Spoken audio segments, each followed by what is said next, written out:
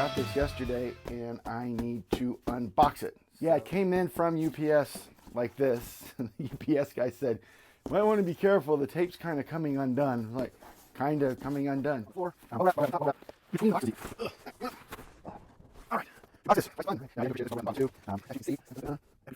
I did a review on this guy that I posted a couple of weeks ago now, and seriously, not even a week later, Epiphone puts out a new custom Les Paul Alex Lifeson Axcess model. So I went ahead and bought it, and yeah, it came in yesterday.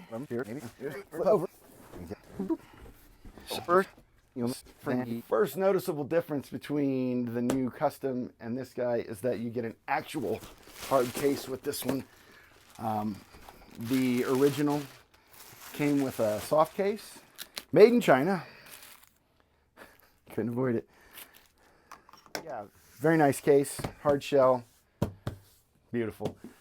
But $400 more. Let's see what's inside the case. Ooh, a pretty guitar with even more packaging just to keep it safe. There's your silica gel to keep the humidity out on the trip from China. It's really a good looking guitar. Wow, I mean, this is not bad at all. This is oh man. Okay, so it's called Ruby, so definitely a burgundy look to it. The veneer isn't as pronounced as I thought it would be. It's subtle, but it's really nice. Wow, that color is really sharp too. It's just, so far so good. It's a beautiful mix of colors. You've got this burgundy, ruby with the gold hardware. Already got a cat hair on it. Awesome.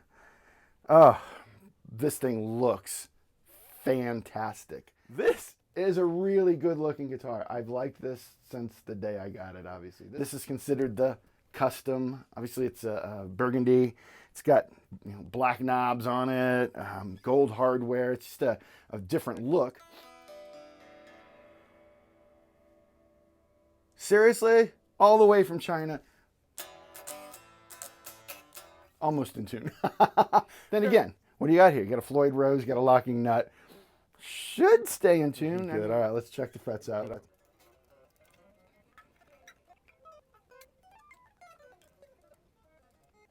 Very happy with the neck.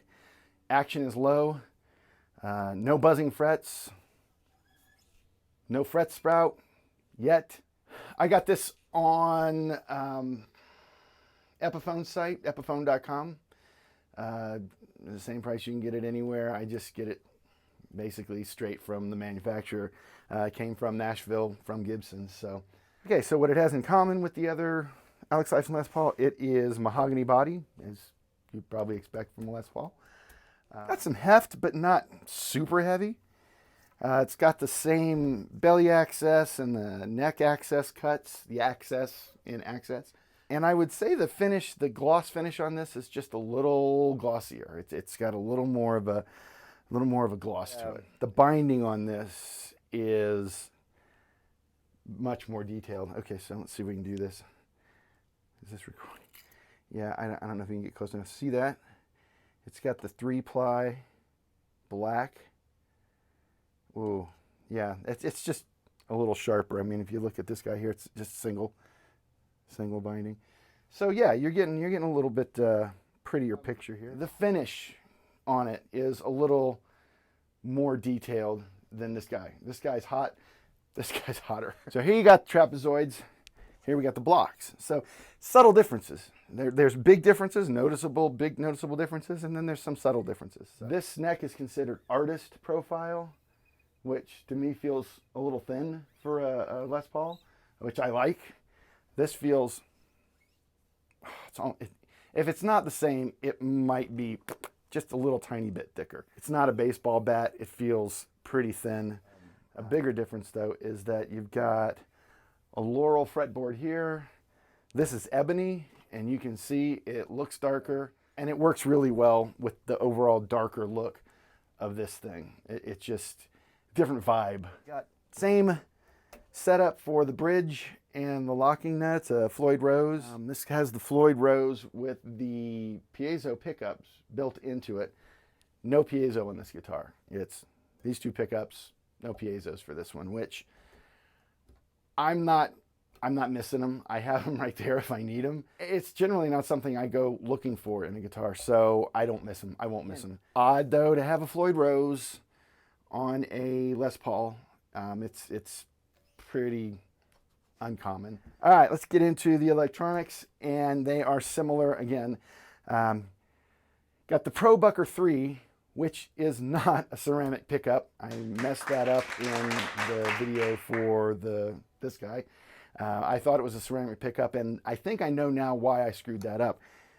The neck pickup is actually a ceramic pickup. It's an Epiphone Ceramic Pro, and I must have just got them confused. This bridge pickup is a Pro Bucker 3, which is an Alnico 2, and explains why I liked it so much on that guitar and why I like it so much on this guitar.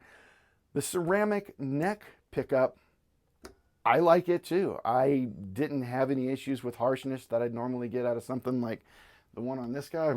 This one's really harsh, but it's a $200 guitar. So if you have one of these, why would you get one of these? Well, it's a different look. It is a different guitar, but personally, what I'm going to do with this one, once I'm done with the video and everything, I'm going to restring it and detune it. I'm going to have this in standard tuning and this in detuning. So I want to hear what this thing sounds like detuned. I imagine it's going to be pretty chunky.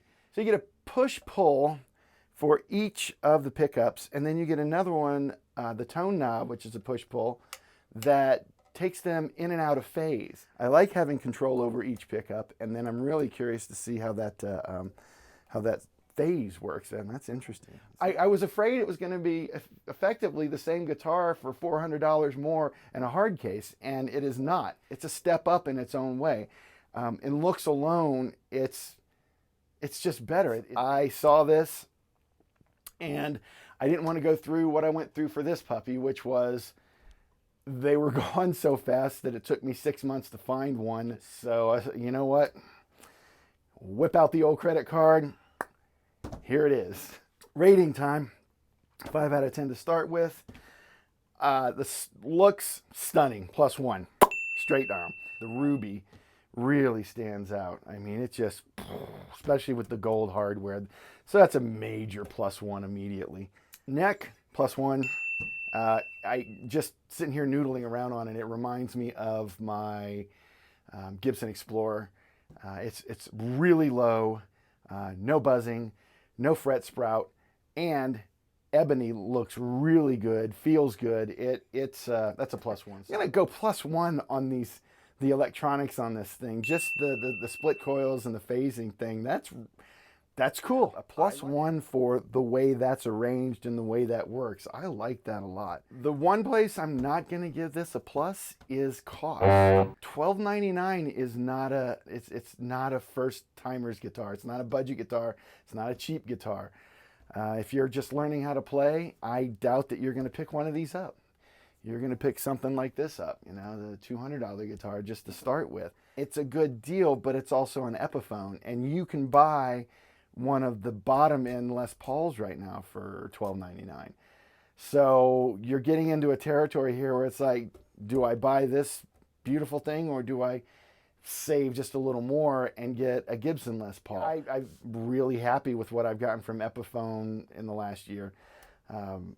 These two guitars they're players. The question I always ask, would I play out with this thing tonight? Literally just got this out of the box, and I would play out tonight with this, no hesitations.